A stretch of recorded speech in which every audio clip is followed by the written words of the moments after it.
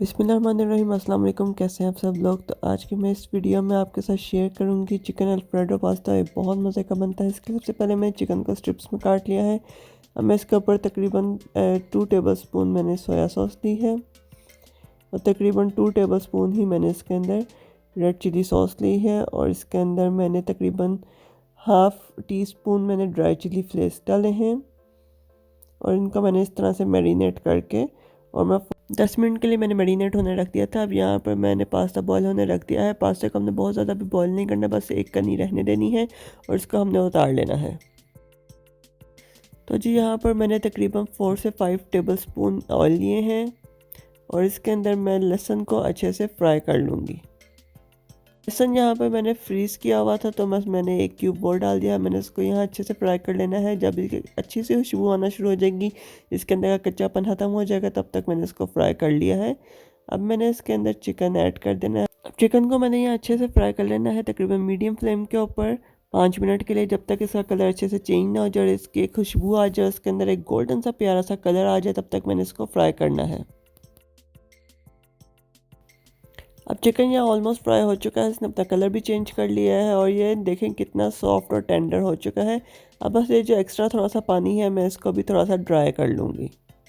अब मैंने इसके अंदर तकरीबन half tea spoon salt add किया है और इसको मैंने अच्छे से मिक्स कर लेना है और यहाँ पे हमने अपना चिकन साइड पे रख देना है। अब मैंने इस पैन में से सारा चिकन निकाल लिया है। अब इसी पैन के अंदर मैं तकरीबन 1 टेबलस्पून भरकर मक्खन के ऐड किया है और मैंने इसको अच्छे से मेल्ट होने देना है और साथ मैंने थोड़ा सा इसके अंदर ऑयल जो चिकन का था वो भी साथ है। इससे क्या होगा कि हमारा जो बटर है वो जलेगा नहीं। तो बस ये यहाँ पे अच्छे से मेल्ट हो चुका है बटर। अब मैंने इसके अंदर तकरीबन 1 टीस्पून मैंने इसके अंदर गार्लिक डाल दिया है और गार्लिक को भी मैंने इसके अंदर अच्छे से फ्राई कर लेना है।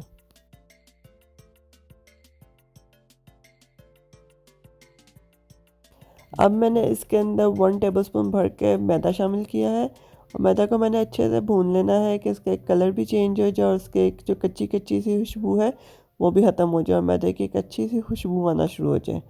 तो बस हमने इसको अच्छे से भून लेना है। अब इसका कलर चेंज हो चुका है तो यहाँ पर पता चल गया है कि हमारा मैदा जो है वो भुन चुका है। अब बारी है मिल्क ऐड करने की। तो मैंने यहाँ पर लिया है हाफ़ लीटर मिल्क और साथ जैसे जैसे हम इसके अंदर ऐड करेंगे वैसे वैसे हमने इसका चम्मच हिलाते रहना है ताकि मैदे की कहीं पे भी कोई गुठली ना बन जाए। अब ये देखें हमने लो टू मीडियम फ्लेम पे इसको, ज़्यादातर लो साइड पे ही आपने फ्लेम रखना है ताकि ये हल्का हल्का करके ये थिक होना शुरू हो सॉस। अब सॉस हल्की हल्की थिक होना शुरू हो जाएगी तो तब हमने इसके अंदर स्पाइसेस ऐड करने हैं। मैंने अंदर half tea spoon black pepper लिया है। 1 टेबलस्पून मैंने इसके अंदर सोया सॉस ऐड करनी है और 1 टेबलस्पून मैंने इसके अंदर चिली सॉस ऐड करनी है।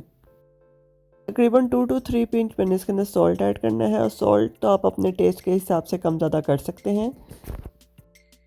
अब हमने सॉस में जो है स्पून साथ मसलसल हिलाते रहना है। इससे क्या होगा कि हमारी सॉस साथ साथ थिक होना शुरू हो जाएगी। अब मैंने इसके अंदर हाफ़ पैक जो है क्रीम का ऐड किया है और इसको हमने अच्छे से मिक्स कर लेना। और ये हमने सॉस बहुत ज़्यादा थिक नहीं रखनी क्योंकि जब ये कूल डाउन होना शुरू होगी तो ये सारी सॉस मज़ीद थिक हो जाएगी। अब मैंने इसके अंदर चिकन ऐड कर देना है और साथ ही मैंने यहाँ पे मशरूम्स रखे हैं, मशरूम्स कट करके मैंने वो ऐड कर दिए हैं। तो हमने इन सारी चीज़ों को आपस में मिक्स कर लेना है। देखें यहाँ पे सॉस मैंने रनी साइड पे ही रखी है, ये अभी ज़्यादा थिक नहीं हुई, ना ही हमने इसको ज़्यादा थिक करना है।